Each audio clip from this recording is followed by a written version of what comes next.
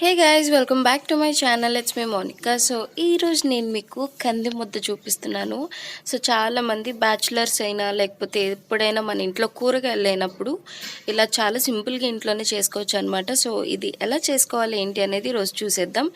మనకి ఇంట్లో కందిపప్పు ఏదైనా సరే అండి, అంటే మనకి దాంట్లో కందిపప్పులు చాలా డిఫరెంట్ ఉంటాయి. సో నేనైతే నార్మల్ కందిపప్పు తీసుకున్నాను. అయితే ఒక కప్పు మీరు కందిపప్పు తీసుకొని మంచిగా ఫ్రై చేసుకోవాలన్నమాట. ఈ ఫ్రై చేసుకున్నప్పుడు కూడా ఎలా అంటే మీకు స్మెల్ అనేది తెలిసిపోతుంది అనమాట. అంటే కాసేపు మీరు అలా ఫ్రై చేసుకుంటూ ఉంటే కందిపప్పు అనేది కొంచెం స్మెల్ మీకు తెలుస్తుంది, అరోమేటిక్ స్మెల్ లాగా వస్తుంది అనమాట.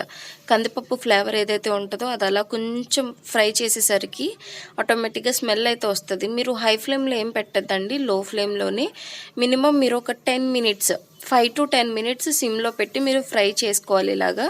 అప్పుడు మీకు ఏంటంటే మంచి స్మెల్ వస్తుంది. అండ్ నెక్స్ట్ అలానే కందిపప్పు కూడా ఏంటంటే బాగా కొంచెం ఫ్రై అవుతుంది కదా, దాన్ని మీరు కొంచెం మిక్సీలో వేసేదానికి బాగా బ్లెండ్ అవుతుంది. ఇఫ్ ఇన్ కేస్ మీకు బ్లెండ్ అయ్యేదానికి ఏదైనా ప్రాబ్లం అయితే మీరు ఒక టిప్ కూడా ఫాలో అవ్వచ్చు. నేను ఆ టిప్ కూడా చెప్తాను. అయితే మనం చూడండి, కొంచెం కలర్ అయితే చేంజ్ అవుతూ ఉంటుంది అనమాట లైట్గా కందిపప్పు. మీరు ఇక్కడ చూడొచ్చు. ఓకే, కొంచెం కొంచెం కలర్ అయితే చేంజ్ అవుతూ ఉంటుంది అనమాట. సో అలా మీరు కొంచెం వేగిందన్న టైంలో మీరు ఎండుమిర్చి యాడ్ చేసుకోవాలి. ఎండుమిర్చి మీరు దగ్గరగా 8 నుంచి 10 దాకా మేము ఇక్కడ యాడ్ చేసాము. మీకు ఇంకా ఎండుమిర్చి కావాలి అంటే కొంచెం కారం ఎక్కువ తినే వాళ్ళైతే ఎండుమిర్చి కొంచెం ఎక్కువ యాడ్ చేసుకోండి. అండ్ ఇక్కడ జీలకర్ర కూడా యాడ్ చేసాము. ఎందుకు ఎండుమిర్చి ఎక్కువ వేసుకోమని చెప్తున్నా అంటే, మీరు ఒకవేళ కారం ఎక్కువ తినే వాళ్ళైతే కనుక తర్వాత మళ్ళీ కారం ఏమి వేయం దీంట్లో. సో అందుకని ఎండుమిర్చి వేసుకునే వాళ్ళు కొంచెం ఎక్కువ వేసుకోండి కారం కావాలనుకుంటే. అండ్ ఇక్కడ చిటికెడు అంటే ఒక హాఫ్ స్పూన్ ఆర్ 1 స్పూన్ దాకా మీరు పసుపు యాడ్ చేసుకోండి ఇప్పుడే. అయితే ఇక్కడ మేమైతే 8 నుంచి 10 పచ్చిమిర్చి తీసుకున్నాము, ఎండుమిర్చి తీసుకున్నాము.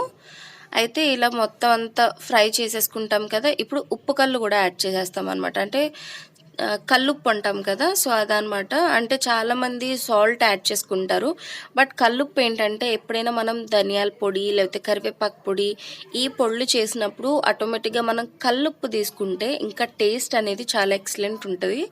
సో మ్యాక్సిమం మీరు కల్లుప్పు వేసుకోవడానికి అయితే ట్రై చేయండి. ఓకే, ఇప్పుడు ఆల్రెడీ అది కందిపప్పు అనేది మనం 5 to 10 మినిట్స్ నుంచి ఫ్రై చేస్తూ ఉంటాం కాబట్టి ఆటోమేటిక్గా ఎండుమిర్చి ఇవి కూడా మనకి ఫ్రై అయిపోతాయి అనమాట వేడిలో వేడి. సో కాసేపు ఇలా చల్లారనివ్వాలి, ఒక 10 మినిట్స్ అలా రూమ్ టెంపరేచర్లో ఇలా చల్లారిన తర్వాత మనం ఏం చేస్తామంటే ఇవన్నీ మిక్సీలోకి ట్రాన్స్ఫర్ చేసేసుకోవాలి. చూడండి, ఇవన్నీ కూల్ అయిపోయినాయి, రూమ్ టెంపరేచర్కి వచ్చింది. సో ఇప్పుడు మనం ఏంటంటే ఒక మిక్సీ జార్లోకి మనం ఇదంతా ట్రాన్స్ఫర్ చేసేసుకోవాలి. అంటే ఇప్పుడు దీంట్లో వేసిన ఇంగ్రీడియంట్స్ ఏంటిది మీరు క్లియర్గా చూసే ఉంటారు. పసుపు, జీలకర్ర, ఎండుమిర్చి, కల్లుప్పు అండ్ నెక్స్ట్ అలానే కందిపప్పు, అంతే. అండ్ ఇంకోటి ఏంటంటే చింతపండు గుజ్జు ఫస్ట్గానే నానపెట్టుకోవాలి. కొంచెం వేడి నీటిలో గుజ్జు నానపెట్టుకుని పక్కన పెట్టేసుకోవాలన్నమాట. అది మీరు కొంచెం బ్లెండ్ చేసుకోవాలి.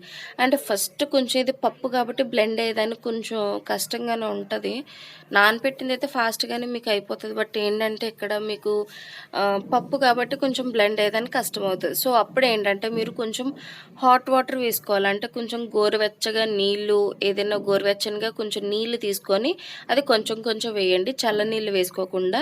అప్పుడు మీకు ఎక్కువ రోజులు నిల్వ ఉంటుంది అనమాట. అండ్ ఇక్కడ నూనె వేసుకొని మనం పోపు తాలింపు వేసుకోవాలన్నమాట. అంటే జీలకర్ర, ఆవాలు, ఎండుమిర్చి, కరివేపాకు ఇలా వేసుకొని మనం నార్మల్గా మనం పోపు పెట్టుకోవడానికి వేసుకుంటాం కదా, అవన్నీ కూడా దీంట్లో వేసేసుకొని ఇప్పుడు మనం చేసింది దీంట్లో తిరగబెట్టుకోవాలన్నమాట. అంటే ఏంటంటే మనం ఫస్ట్గానే బ్లెండ్ చేసి పెట్టుకుంటాం కదా, గ్రైండర్ చేసి పెట్టుకున్నాం కదా, అవన్నీ కూడా దీంట్లో వేసేసుకోవాలన్నమాట.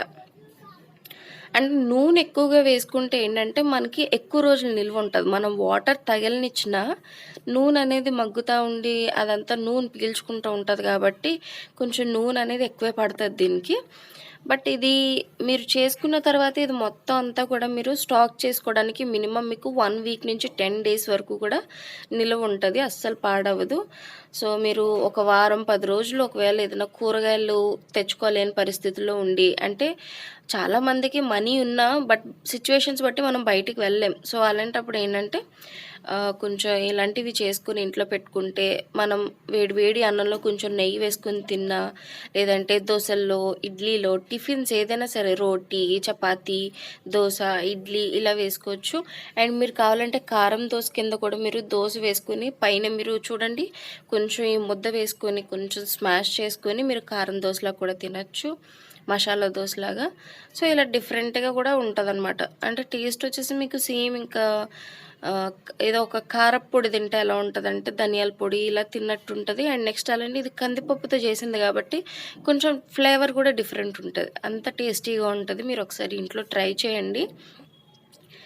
అండ్ కొంచెం దీంట్లోనే మనం ఫ్రై చేసుకున్నప్పుడు మీరు వేసుకుంటే లైట్గా చిన్న బెల్లం ముక్క కూడా వేసుకోవచ్చు. బెల్లం వేసుకుంటే ఏంటంటే మొత్తం టేస్ట్ అనేది కంప్లీట్లీ చేంజ్ అయిపోతుంది. బట్ మేము ఇక్కడ బెల్లం అనేది ఆప్షనల్గా పెట్టుకున్నాము, సో బెల్లం అనేది వేయలేదు. లేదు కొంచెం మీరు బెల్లం లేని వాళ్ళైతే షుగర్ 2 స్పూన్స్ వేసుకుంటే సరిపోతుంది. అలా మీరు ఆప్షనల్గా వేసుకోవచ్చు షుగర్ కానీ బెల్లం కానీ. బట్ ఇక్కడ మేము స్వీట్ అనేది కొంచెం ఏం తగలనివ్వలేదు, సో బెల్లం అనేది మేము అవాయిడ్ చేసామన్నమాట. మీరు ఏదైనా చేయాలి అనుకుంటే కొంచెం బెల్లం అనేది ఆప్షనల్ తీసుకోవచ్చు. అండ్ కొంచెం చల్లారించిన తర్వాత ఇలా ఉండలు చుట్టేసుకొని, అంటే చూడండి మనం ఇప్పుడు చేతి ముద్ద ఎలా చేసుకుంటాము, ఇక్కడైతే నేను కొంచెం నార్మల్ ముద్ద కన్నా కొంచెం ఎక్కువే తీసుకుని సైజ్ చేశాను. లైక్ ఎలా అంటే కొంచెం లడ్డూలా వచ్చేలాగా మనం ఇలా షేప్ చేసేసుకొని పక్కన పెట్టేసుకోవడమే. చూడండి